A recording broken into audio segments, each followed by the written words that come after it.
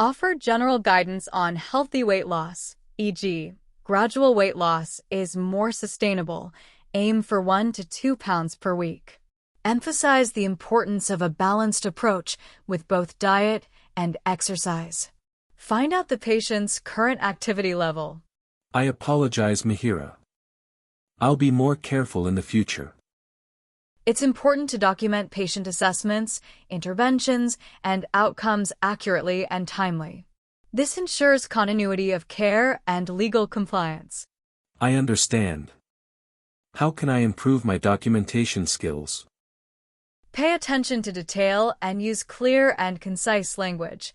Avoid using abbreviations and jargon that may not be understood by other healthcare providers. I'll keep that in mind. What about subjective information, like patient complaints? Document subjective information using direct quotes or paraphrasing the patient's words. This will provide a more accurate and comprehensive record of the patient's condition. Thank you for your guidance, Mihira. I'll strive to improve my documentation practices.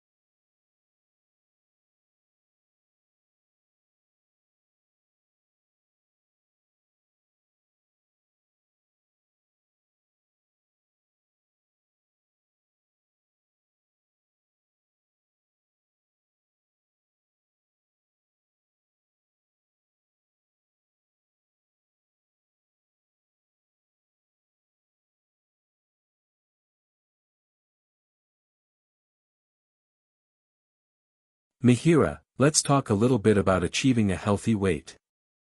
It's something many people think about, and it's really about finding a way of living that feels good for your body in the long run.